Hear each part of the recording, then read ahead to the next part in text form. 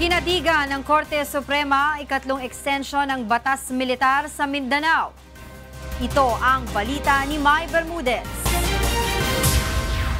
Sa ikatlong pagkakataon, kinatigan ng kataas-taasang hukuman ang pagpapalawig ng batas militar sa Mindanao. 9 na mahistrado ang bumoto pabor sa ikatlong martial law extension, 4 naman ang tumutol. Kabilang sa mga pumabor sina Chief Justice Lucas Bersamin at Justices Diosdado Peralta, Mariano del Castillo, Estela Perlas Bernabe, Andres Reyes Jr., Alexander Gesmundo, Jose Reyes Jr., Ramon Paul Hernando at Rosemary Carandang. Tutol naman sina Justices Antonio Carpio, Marvic Leonen, Francis Hardeleza at Alfredo Benjamin Caguiwa. Our Supreme Court today has ruled to uphold the constitutionality of the extension of the declaration of martial law and the suspension of the privilege of writ of habeas corpus in Mindanao until December 31, 2019. Kasabay nito ay dinismiss ng SC ang 4 na petisyon laban sa pagpapalawig ng batas militar sa Mindanao. Kinundena naman ito ng isa sa mga petitioner.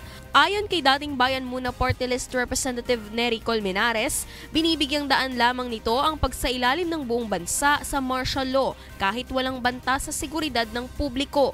Dagdag pa nito, para maipatupad ang martial law ay kailangang may aktwal na pananakop o rebelyon. Matatanda ang unang isinailalim ni Pangulong Rodrigo Duterte sa batas militar ang buong Mindanao noong May 2017 dahil sa pag-atake ng grupong Maute ISIS sa Marawi City.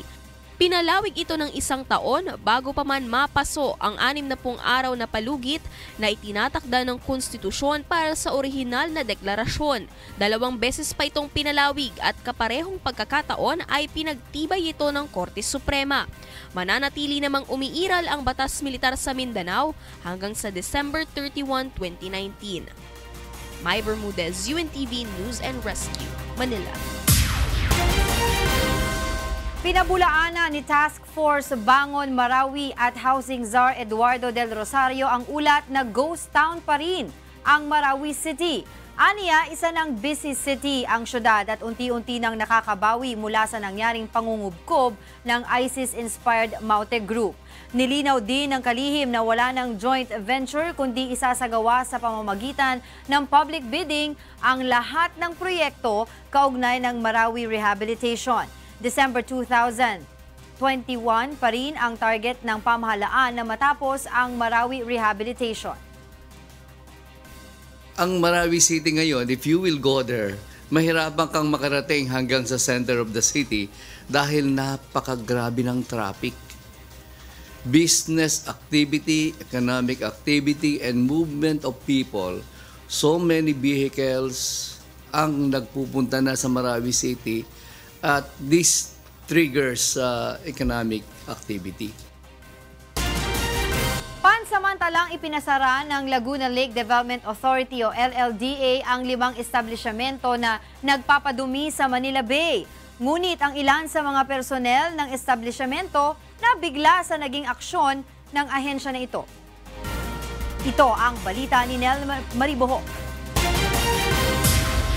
Panibagong ex parte cease and desist order ang inilabas ng Laguna Lake Development Authority laban sa 5 establishmento na napatunayang nagpapadumi sa Manila Bay. Kabilang dito ang Heng Fei Kitchenette sa Pasay City. Ayon sa LLDA, mataas ang nakitang biochemical oxygen demand dito na may 2,260 mg per liter mula sa standard na 30 mg per liter. Nangangahulugan nila ito na walang water treatment facility ang lugar. Nakita namin na it's an immediate threat to life, public health, safety, and welfare. Yan ay hindi ko rin alam. Kailangan ko na Ngayon ko lang nagulat ako na may problema pa. Agad na sinelyuhan ng LLDA ang mga gripo sa naturang establishment, samantala naabutan naman ng grupo na nakasara na ang Jollibee Macapagal Biopolis. Ayon kay Engineer Emeterio Hernandez, Department Manager ng Environmental Regulations ng LLDA, nagpadala na ng sulat ang naturang fast food chain at ipinaalam na pansamantala na silang magsasara habang inaayos ang kanilang water treatment plant. Mataas yung kanilang fecal coliform na isa sa nagko-contribute ng fecal coliform level doon sa Manila Bay. Nabigla at nagreklamo naman ang management ng Max Restaurant sa UN Orosa dahil sa hindi inaasahan ng pagdating ng mga opisyal ng LLDA. Nakita nila, sir, is meron din po doon kinalaman yung connection po ni Maynila. Pwede naman ho kayo niya mag-apila sa opisina namin. Sige, sir, pero we are doing our best naman po to comply talaga doon sa ano. Formalize nyo na lang po, ma'am. Sige, sir, yun naman po ang ginagawa namin. So medyo po nagulat kami na may paganito pa kayo. Sa huli ay naihain pa rin ang CDO sa naturang food establishment. Ayon sa LLDA, maaari naman agad dumapela ang mga naturang establishment at kung makakasunod sa mga umiiral na polisiya ay agad silang papayagang makapag-operate. Ang crackdown na ito ng pamahalaan ay bahagi pa rin ng ginagawang rehabilitasyon sa Manila Bay. Nel Maribuhok, UNTV News and Rescue, Maynila. Pinawi ng Malacanang ang pangamba ng mga magsasaka sa posibilidad na magamit sa katiwalian ang 10 billion pesos na taunang pondo na ilalaan mula sa mga taripang nakolekta sa mga imported na bigas. Ito ang balita ni Rosa Licos. Zero tolerance sa katiwalian at pagsasayang ng pondo ng taong bayan ang isa sa sentro ng pamamahala ng Duterte administration. Ito ang assurance ni Presidential Spokesperson Salvador Panelo sa mga magsasakang nagpahayag ng pangamba na baka magaya sa kontrobersyal na fertilizer fund ang taunang 10 bilyong pisong pondo na ilalaan para sa magsasaka sa ilalim ng Rice Tariffication Law. Sinasabing ginamit para sa presidential campaign ni dating Pangulo at ngayon House Speaker Gloria Arroyo noong 2004 ang 728 million pesos fertilizer fund. Pero dinismiss ng korte ang mga kasong isinampa kay Arroyo at kay dating Agriculture Undersecretary Jokjok Bolante. Samantala, pangunahing responsable naman sa pagtitiyak na wasto ang paggamit ng pondo sa Rice Competitiveness Enhancement si Agriculture Secretary Emmanuel Piñol. Ang kalihim, katuwang ang mga kooperatiba ng mga magsasaka at lokal na pamahalaan ang magsisiyasat at mag-a-update ng listahan ng mga karapat-dapat na benepisyaryo sa Rice Competitiveness Enhancement Fund. Samantalang ang Congressional Oversight Committee on Agricultural and Fisheries Modernization ang magsasagawa rin ng periodic review sa Rice Fund. Umapila naman ang palasyo sa mga rice farmer representatives na sumali sa mga talakayan at review ng Rice Industry Roadmap sa ikasasaayos ng pagpapatupad ng rice tariffication, kabilang na ang pagtitiyak na hindi magagamit sa katiwalian ang pondong nakaukol para sa mga magsasaka. Pangunahing layo naman ang pondo sa Rice Competitiveness Enhancement na bigyan ng ayuda ang mga magsasaka upang mapagbuti ang kanilang ani sa pamamagitan ng farm mechanization at pagkakaloob sa kanila ng high-yielding crop. Ang mahalaga po kasi ay pagandahin po natin ang ating infrastruktura around the rice production sector. Kailangan din po natin gawin na mas maganda yung services para sa ating mga farmers. Rosa Licos, UNTV News and Rescue, Malacanang. Iginiit ni Senator Cynthia Villar na hindi kontra mahirap ang Rice Tariffication Act. Panawagan ni Villar sa mga tumututol sa bagong batas, aralin muna ang mga probisyon nito. Ito ang balita ni Benedict Samson. Hindi kontra mahirap ang Rice Tariffication Act. Ito ang binigyan diin ng principal author at sponsor ng bagong pasang batas na si Senator Cynthia Villar sa harap na nagtitipong Agrarian Reform Beneficiaries kaninang umaga sa Bacoor City, Cavite. Ayon kay Senator Villar, hindi ito makakalabag sa karapatan ng mga magsasaka kundi bagkus makakatulong pa nga aniya ito. How can it be anti-poor? Tinatarify mo yung imported. That is helping the Filipino farmers.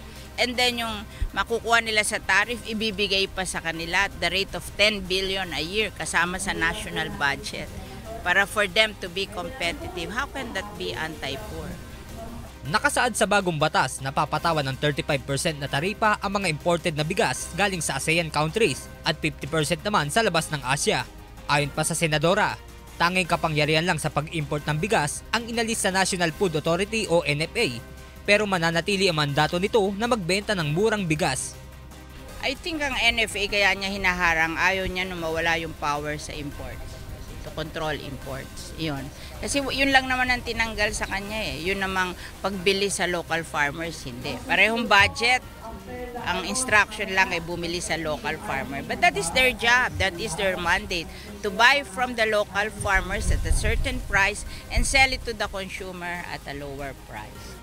Samantala, sa ginawang programa kanina, inilunsad dito ang mga ideya at makinarya na makakatulong sa magsasaka. Katuwang ang Technical Education and Skills Development Authority o TESDA, Department of Agrarian Reform, PhilMec at PhilRice na tutulong sa mga magsasaka. Ayon kay TESDA Director General Isidro La Peña, kabilang ang agrikultura sa priority ng kanilang programa ngayong taon. But for now, we have, even without the rice tarification law, meron na kami mga programa na naka-allocate for this year, 2019. And in fact, we are giving priority to agriculture because it's about food security.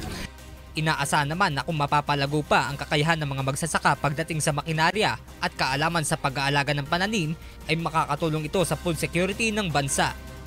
Benedict Samson, UNTV News and Rescue, Cavite. Umabot na sa higit 9,000 ang kaso ng tigdas sa Pilipinas batay sa pinakahuling ulat ng Department of Health.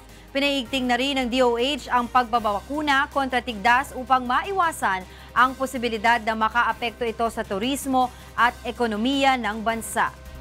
Ito ang balita ni Aiko Miguel. Patuloy na nadaragdagan araw-araw ang kaso ng tigdas sa bansa na umabot na sa higit 9,000 mula January 1 hanggang February 18. Batay sa ulat ng Department of Health, mas mataas ito ng mahigit 6,000 kaso kumpara sa kaparehas na panahon noong 2018. Umakyat na rin sa 146 ang nasawi dahil sa tigdas. Pero ang ikinababahala ngayon ng Department of Health ay ang patuloy na paglobo ng measles cases lalo na sa Calabarzon, National Capital Region at Central Luzon. Simula nitong Sabado, bukas na ang mga health center sa NCR kahit Sabado at Linggo upang magbigay ng libreng bakuna sa mga batang nasa 6 na buwan hanggang 5 taong gulang. Buong Kamaynilaan, ang kanila pong mga kinatawan ay sumang-ayon na habaan ng oras, buksan ang kanilang health centers, ang mga bakunahan tuwing Sabado at nakikiusap ako, pwede pati Linggo. Paliwanag ng DOH, kailangang mapaigting pa ang pagbabakuna kontra tigdas dahil posibleng maapektuhan ang turismo at ekonomiya ng bansa kapag kumalat pa ito at mas marami pa ang mahawa. Tinitiyak ngayon ng DOH na walang tigdas ang mga Pilipinong bumabiyahe palabas ng bansa, lalo na ang mga overseas Filipino workers. Ayon pa kay Undersecretary Domingo, nag-aalala na ang mga otoridad sa Hong Kong dahil baka may dalang tigdas ang mga Pilipinong nagtutungo doon. Nag-express lamang sila ng concern kasi like ang Hong Kong kasi measles free na siya. Declared measles free na siya. Tapos marami tayo syempreng marami tayong Pilipino na nagta-travel to Hong Kong. We have safeguards naman to make sure, for example, ang OFWs before they leave, they undergo complete physical check-up naman, make sure that all the vaccinations are given. Ayon sa DOH, posibleng maapektuhan ang turismo at ekonomiya ng Pilipinas kapag pinagbawalan ng ibang bansa ang kanilang mga citizens na magtungo ng Pilipinas dahil sa mataas na kaso ng tigdas. Sa mga tourists na papunta natin, we want to assure them that everything is being done to contain the outbreaks and control it at the soonest time possible. If we are fully vaccinated, we practice naman good personal hygiene and cleanliness, then hindi naman tayo malapit sa namahawa ng tigdas. Aiko Miguel, UNTV News and Rescue, Manila. Hindi pa tiyak ng Department of Health Region 4A kung kailan makokontrol ang pagkalat ng tigdas sa rehiyon. Sa pinakahuling tala, ang Calabarzon Region na ang may pinakamataas na kaso ng tigdas sa buong bansa. Ito ang balita ni Sherwin Culubong. Naungusan na ng Calabarzon Region ng Metro Manila sa may pinakamataas na bilang ng kaso ng tigdas sa bansa. Sa pinakahuling datos na inilabas ng Department of Health Region 4A, mayroon ng 2,494 na kaso ng tigdas sa rehiyon, habang umakyat na sa 61 ang nasawi dahil sa komplikasyon. Karaniwan sa mga nasasawi ay mga batang 5 taong gulang pababa na mga walang bakuna kontra tigdas. Sa buong Calabarzon, pinakamaraming nagkatigdas sa probinsya ng Rizal na may 1,293, 42 na ang namatay. Karamihan kasi nagkakaroon ng komplikasyon, lalo may mga malnourished na bata. Madali kasi bumagsak ang resistensya pagka may tigdas. Ayon kay DOH-4A Regional Director Eduardo Hanairo, mabilis makahawang tigdas lalo na sa matataong lugar. Batay sa pag-aaral ng DOH, maaaring makahawang isang taong may tigdas ng 12 hanggang 18 bata at kahit matatanda na walang measles vaccine sa loob ng 2 oras. Ang madalas yung mga namamatay yung huli na nagpa-hospital na nagatakot gumastos o kaya malayo yung lugar. Kaya pagdating sa hospital, halos sa end stage na. Bunso dito ipinapayo ng DOH sa mga magulang na samantalahin ang libreng pagbabakuna sa mga barangay health center at mga government hospital. Mayroon din silang vaccination center sa ilang mga kilalang fast food chain sa rehiyon. Ayon pa sa DOH, huwag baliwalain ang sakit na tigdas dahil nakamamatay ito, lalo na kapag hindi naagapan.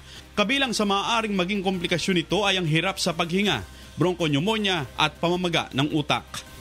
Sherwin Kulubong, UNTV News and Rescue, Laguna. Nilagdaan na ni Pangulong Rodrigo Duterte ang Republic Act No. 11201 o ang batas na lilikha sa Department of Human Settlements and Urban Development. Pagsasamahin nito ang Housing and Urban Development Coordinating Council o HUDC at Housing and Land Use Regulatory Board o HLURB. Ang bagong kagawaran ang magsisilbing national government entity na responsable sa pangangasiwa ng housing, human settlement at urban development. 3 taon nang naguhulog sa SSS si Leonora. 330 pesos ang kanyang binabayaran buwan-buwan bilang isang self-employed. Sinisikap niya umanong hindi lumiban sa pagbabayad dahil nais niyang makakuha ng benepisyo. Pero ngayong tataas na ang monthly contribution, kailangan umano niyang kumayod ng doble. Parang mahirap para sa akin kasi self-employed ako. Ang pagtaas ng kontribusyon sa SSS ay bunsod ng pagsasabatas ng Social Security Act of 2018 o mas kilala bilang SSS Rationalization Act. Layo nito na mapataas at mapahaba ang pondo ng SSS.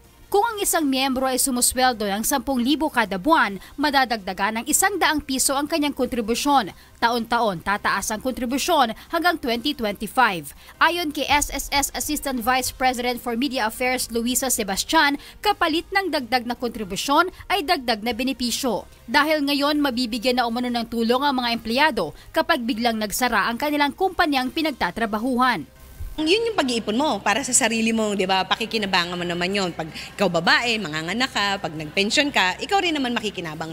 Tutol naman si Bayan Muna Party List Representative Carlo Zarate sa pagtataas ng kontribusyon sa SSS. Sa isang pahayag, sinabi nito na kung nakokolekta umano ng maayos ng SSS sa mga employer ang kontribusyon, hindi na kailangang itaas ang kontribusyon ng mga miyembro. Pero sagot naman ng SSS, yun naman pong management of SSS, bukas po yung aming website. Anumang oras, nandyan yung transparency seal icon. So the financial statements of SSS, lahat po ng may kinalaman sa operasyon ng SSS, lahat naman may access. Ayos lang po yung basta may mga benepisyo pa rin po yung mga tao. Mahirap po magganyan pag hindi tataas yung sahod kasi mataas na yung mga bilihin natin. Okay lang naman po kasi may benefits naman tsaka magagamit naman po siya. Grace Casin, UNTV News and Rescue, Quezon City. Masisilayan na sa susunod na buwan ng kauna-unahang Pinoy wax figure sa Madame Tussauds sa Hong Kong. Ang imahe ni Miss Universe 2015, Pia Alonzo Wurtzbach. Ito ang balita ni Grace Cassian. Masaya si 2015 Miss Universe Pia Wurtzbach nang makita ang pagsuporta ng ating mga kababayan sa pre-launching ng kanyang wax figure sa Colon Bay sa Hong Kong. Ikinatuwa rin ni Pia ang hindi pa rin nagbago na suporta ng ating mga kababayang Pilipino kahit natapos na ang kanyang termino at naipasa na ang titulo. Very warm palagi. Yung level ng excitement, it's always the same. Like kahit na nakailang beses na akong pumunta dito, as soon as I know that I'm gonna meet my fellow Filipinos, laging warm yung welcome and parang kayo magkakaibigan na matagal nang hindi nakikita. Ganun yung feeling. Ayon kay Jennifer Yu, dumaan sa kanilang mahigpit na pagsusuri ang pagpili kay Pia bilang kauna-unahang Pinoy na nagkaroon ng wax figure sa Madame Tussauds. We do want to select someone from Philippines, like whose character and like the impact are really iconic Like no matter she's artist or she's political person, we do had some research, and we do had some customer survey, and then finally Pia is on the top of the list. Ayon kay Pia, masusing kinuha ng mga staff ng Madame Tussauds ang kanyang imahe. Talagang very meticulous sila sa pagkakagawa.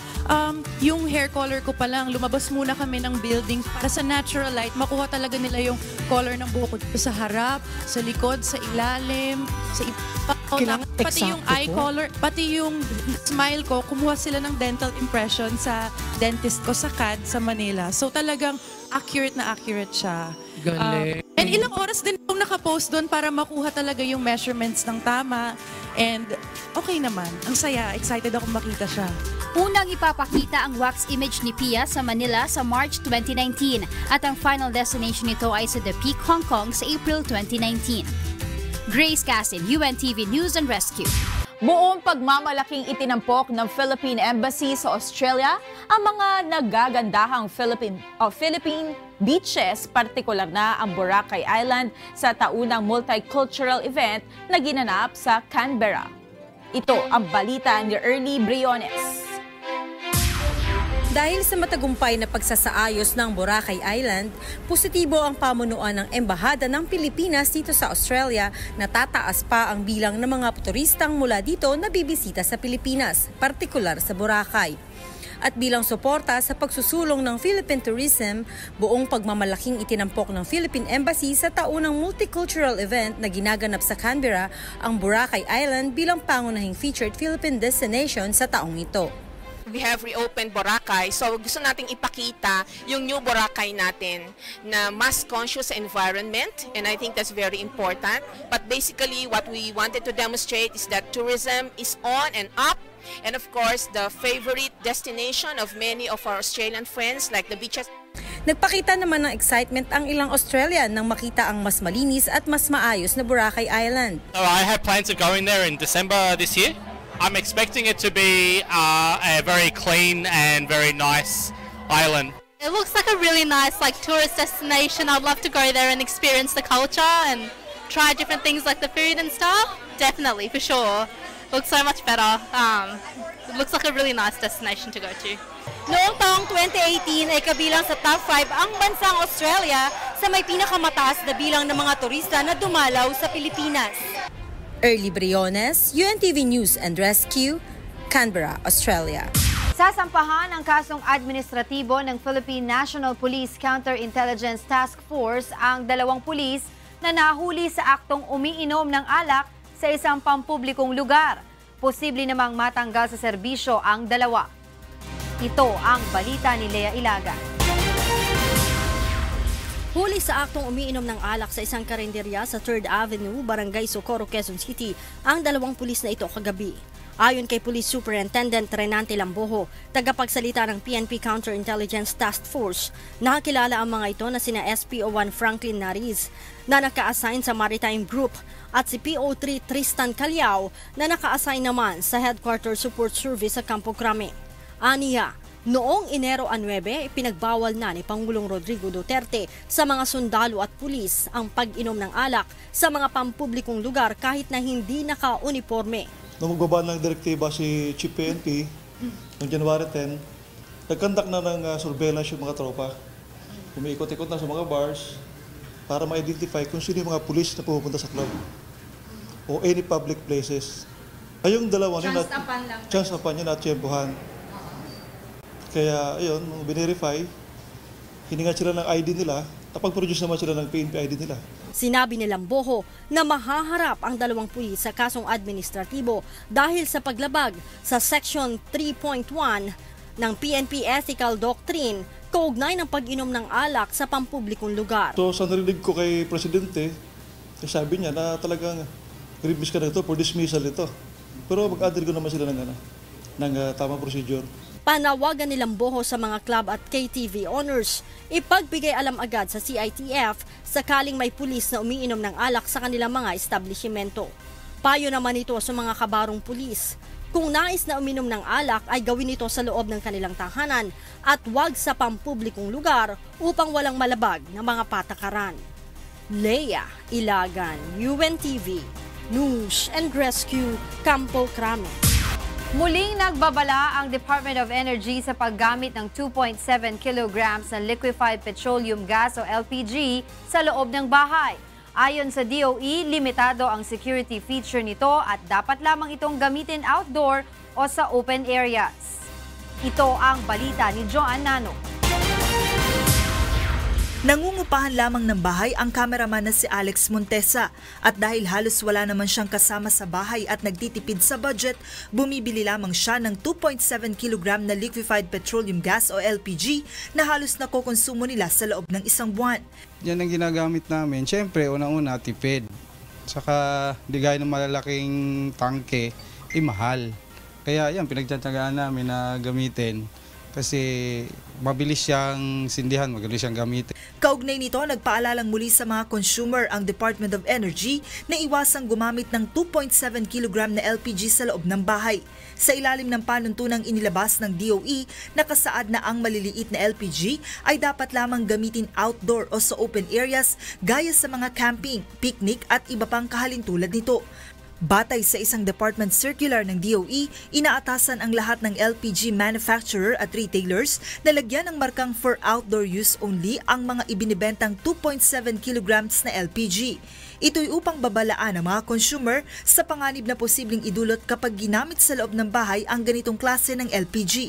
Paliwanag ng DOE, limitado ang safety feature nito kumpara sa 11 kilograms na tangke na pangkaraniwang ginagamit sa mga bahay. Sa monitoring ng Oil Industry Bureau ng DOE, maraming insidente ng sunog ang naitala sa mga nakalipas na taon bunsod ng paggamit ng 2.7 kilograms LPG sa loob ng bahay.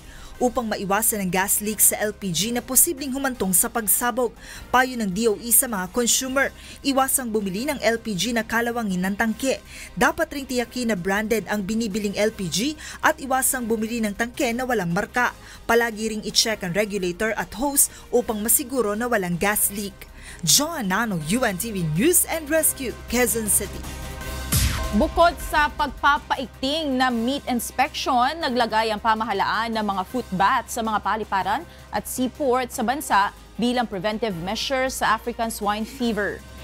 Ito ang balita ni Mai Bermudez. Pansamantalang ipinagbawal ng pamahalaan ang pagpasok ng pork at pork products mula sa Vietnam dahil sa ulat ng kaso ng African swine fever. Ang temporary ban ay batay sa rekomendasyon ng Bureau of Animal Industry o BAI matapos lumabas ang ulat sa Taiwan na may nakumpiskang karne ng baboy doon na nagpositibo sa ASF. Nilinaw naman ni Dr. Joy Lagayan, focal person for communications ng BAI, na walang kaso ng African swine fever sa bansa pero bilang bahagi ng kanilang preventive measures ay nagpakalat ng foot baths sa mga paliparan at seaports sa buong bansa, partikular na sa international air and seaports. Regular din ang isinasagawang inspeksyon ng National Meat Inspection Service sa mga palengke upang suriin ang mga karne sa merkado. Isang Pilipinas sa mga bansa sa buong mundo na wala pang kaso ng livestock diseases, kabilang na ang foot and mouth disease o FMD. Ang major concern ngayon is to prevent entry of the disease. So kasama dyan na lahat ng international ports and seaports, coordinated siya para lahat ng entry ng mga agriculture products, i-hold muna, especially yung meat kung wala silang clearances. Sa trabaho market sa Sampaloc, Manila, bagaman bumaba ang presyo ng karning baboy mula 230 pesos hanggang 200 pesos kada kilo, ay nananatiling mabili ang karne sa pwesto ni Aling Riza. Okay naman, hindi man nagbagong bentahan namin, mabili pa rin. Pero hindi naman kapareho ang sitwasyon sa pwesto ni Randy matapos ang balitang may African swine fever sa Taiwan. Medyo matumal pa po. Tiwala naman si Teng na matagal na ring nagtitinda sa Kamuning Market na imposibleng ma-infect ng naturang sakit ang mga local hogs sa bansa. Ay wala, di na makakapasok dito yun. Tumal, minsan may matumal din, minsan mabili. Sakit nga daw eh. Mai Bermudez, UNTV News and Rescue, Manila.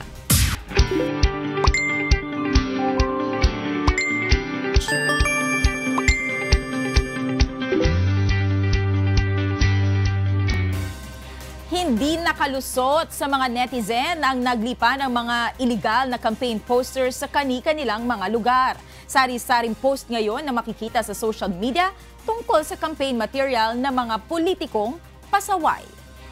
Ito ang balita ni Aileen Cerudo. Todo bantay ang mga netizen ngayon sa mga pasaway na kandidatong hindi sumusunod sa election rules. Una na sa listahan ng mga ito ay ang mga nagpo-post ng campaign posters sa mga ipinagbabawal na lugar, kagaya na lamang sa mga gusali ng pamahalaan. Sa Twitter post ni Rosel Taguinod, spotted ang campaign poster na nakapaskil sa City Hall ng Parañaque. Bukod sa mga government building, bawal din magpaskil ng poster sa mga puno, kable ng kuryente at traffic signal na nilabag naman ng ilan pang kandidato. Sa post ni Gabby sa Twitter na may hashtag sumbong sa Comelec, isang kumakandidatong senador ang may nakapaskil na campaign post sa isang poste ng ilaw sa San Antonio, San Pedro City sa Laguna. Pinost din ni DJ Borja sa Twitter ang mga campaign poster ng ilang kandidato sa mga poste ng kuryente. Mayroon din pinost si Fiona tungkol sa campaign poster ng isang tumatakbong gobernador sa Jose Abad Santos, Davao Occidental. Lagpas ito sa idinakdang sukat na 2 by 3 feet. Payo ng Commission on Elections, gamitin ang hashtag sumbong sa Comelec para i-report ang mga kandidatong lumalabag sa patakaran sa pangangampanya. Paalala ng Comelec sa mga kandidato, siguraduhin nasa tamang lugar at tamang sukat ang kanilang mga campaign materials. And we will then write a letter informing the candidate of this violation, and then we will take down the material. If warranted, an information will be filed, a criminal complaint will be filed for an election offense. Samantala, inatasan na ng Department of the Interior and Local Government ang mga lokal na pamahalaan na baklasin ang mga illegal na campaign materials sa kanilang mga nasasakupan. Aileen Cerudo, UNTV, News and Rescue. Magkakasama na sa Metro Manila ang mga finalists ng Wishcovery Season 2, The Singer and the Song bilang paghahanda sa final battle sa Araneta Coliseum sa February 26. Ito ang balita ni Monokson. Matapos ang home concert sa kani-kanyang lugar, balik Maynila na ang ilan sa mga grand finalists ng Wishcovery Season 2. At gaya ng inaasahan, excited at kabado ang mga ito sa nalalapit na final battle sa Smart Araneta Coliseum sa February 26. Pinakamalayo ang pinanggalingan ng Wishcovery finalist na si Audrey Rose Arellano ng Camp Odette Quesada na mula pa sa Canada. Kapampangan ang 25 anyos na singer mula sa Vancouver at hindi pa rin makapaniwala na napabilang siya bilang finalist ng Wishcovery Season 2. I feel like win or lose, I already won by even being here right now. So surreal. So I just feel really blessed. I feel really lucky. So I already won. Bit-bit naman ni Ana Marie Ginsisana ng Camp Veni Saturno ang suporta ng buong Bayugan City, Agusan del Sur. Papasalamat po ako unang-una. Thank you po sa lahat kasi nang dahil sa inyo po natupad po lahat ng pangarap ko na hindi ko expect pero natupad nang dahil sa inyo. Nag-audition lang ako nung hindi ako handa na mag-audition pero umabot po ako dito. Mula naman sa Davao, new look ngayon si Angelica Bermoy ng Camp Boy Christopher at handang-handa pero kabado para sa Grand Finals. Sobrang happy at kinakabahan din po kasi grand finalist na po ako. Isa na po ako sa mga grand finalist. Then, mga kalaban ko po, napakagaling po nila. So. Ang Ilongga na si Tweety Salas ng Camp Noel Cabangon, gamay na daw ang kanyang aawitin para sa final battle sa Araneta. Okay na po sa akin yung song. Internalize ko na po kasi yung song, mahal ko yung lyrics. Kasi nag-agree po kami ni Sir Noel sa ganong concept. Bibiyahe naman ang mga kamag-anak at taga-suporta ng Bicolanang si Paula Guevara ng Camp Ortiz mula Camarines Sur upang suportahan ang pambato ng Bicol sa Wishcovery Season 2. Yes po, I feel so blessed and lucky po to have these people kasi po, syempre feeling ko po aside from yung title na grand finalist, feeling ko po ang Diyos talaga, mahal niya po ako kasi binigay niya sa akin yung mga taong ito na sumusuporta sa akin. Ang Cebuanang si Nashreen Casas may mensahe naman para sa kanyang mga katunggali sa grand finals. Yes, hello guys. My message to all of you is good luck sa finals and enjoy lang natin. Love you. Ang pambato naman ng Pangasinan at nag-iisang lalaki sa Wiscovery finalist na si Jemmy Picardal ng Camp Rani Raimundo, handa nang ibuhos ang lahat sa final battle. I'm still preparing for the grand finals. At I know na magiging hectic pa yung schedule namin. Pero I know that everything will be okay. Ang pambato ng Metro Manila na si Rhea Basco ng Camp Junji Marcelo may payo sa mga katulad niyang may pangarap sa buhay. Tapos sobrang bilis po ng power of prayer. So yun yung unang payo ko po sa lahat. Mon Hokson, UNTV News and Rescue.